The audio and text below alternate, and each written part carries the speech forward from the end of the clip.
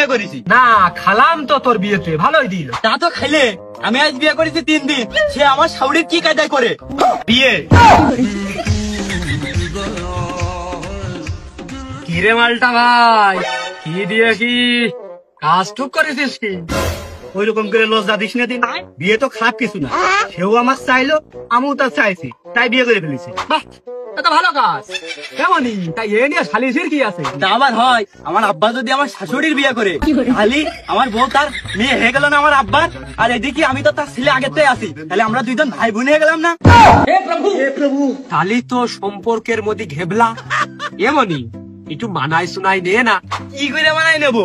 আমার বউর শ্বশুর বাড়ি আর আমার শ্বশুর বাড়ি এক জায়গায়, দুঃখী তাই আমার আব্বার শ্বশুর বাড়ি আর আমার শ্বশুর বাড়িও এক জায়গায়।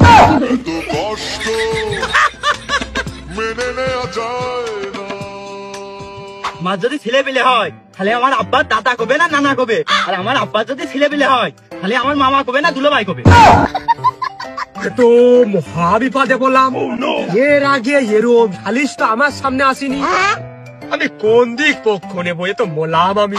আমার বউ আমার সাথে ঝগড়া করে বাপের বাড়ি যাবে কি করে? বাপের বাড়ি যে ঘুরের মধ্যে ওই রাস্তাতে ঘুরে আসে কি আবার এই বাড়ি উঠবে? আরে বাপু, ঝগড়া না নাই করলে? ঝগড়া নাই করলাম না, কিন্তু আমার যখন শ্বশুর বাড়ি জাতি মন চাবে, তখন আমি কোনে যাবো? আরে যা তুই আমাকে বাড়িতে আসেন, যা তোর পাস।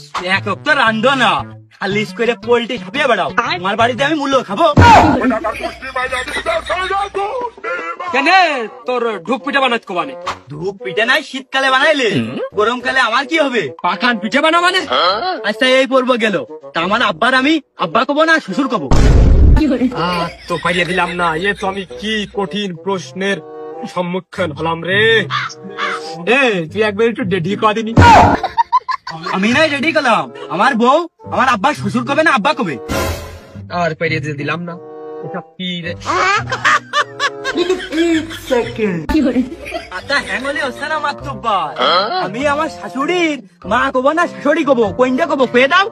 তুই এক কাজ কর, ওই মাম্মি ডার্লিং কবি।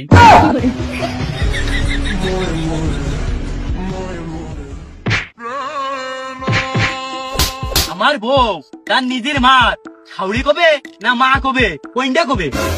দুইজন মানিয়ে শুনিয়ে এক করে নে রে বাবা, আমারও তো সংসার ধর্ম আছে, আমার বাড়ি জাতি হবে। তুমি নাই বাড়ি গেলে, আমার তো বাড়ি গেলেই মনে হচ্ছে আমি শ্বশুর বাড়ি আছি না নিজের বাড়ি আছি, আমি তো বুঝতে পারতিস নে। বিশ্বাস কর মনি, আমু বুঝতে পারতেছি নে। ও মালটা, তোমার সেটা সরিয়ে দেবো, তুমি একটা কাজের মতো কাজ করেছো। আরে আমি তো তখন টের পাইনি যে এইরকম হবে নে, গিয়ার মূল্য তো জড়িয়ে গেছে। অমনি তুগার বাপ বিটার নেটা তো, এই সালিশ করতে গেলি তুগার দাদার লাগবে, আবার তোরা মাফ করিয়ে দে। আর মালটা আমি কিডা জানো? তুমি আমাকে কুরবান ভাই, মাতুব্বার প্রিয় অভিভাবক। তা আবার হয় নাকি?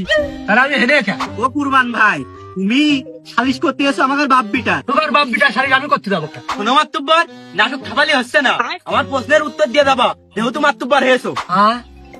কি প্রশ্ন তুই কর দিনি?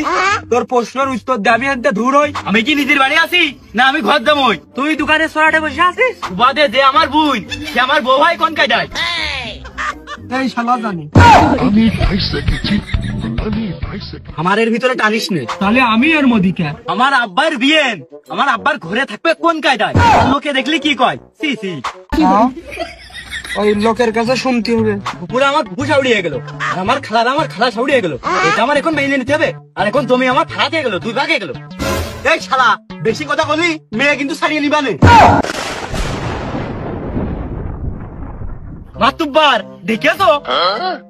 মাতুব্বার, এই শালা কি করছো উত্তর দে।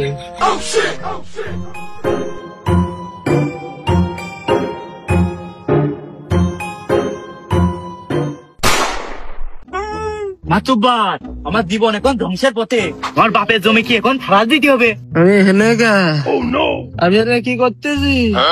এ সুরা কারা? হ্যাঁ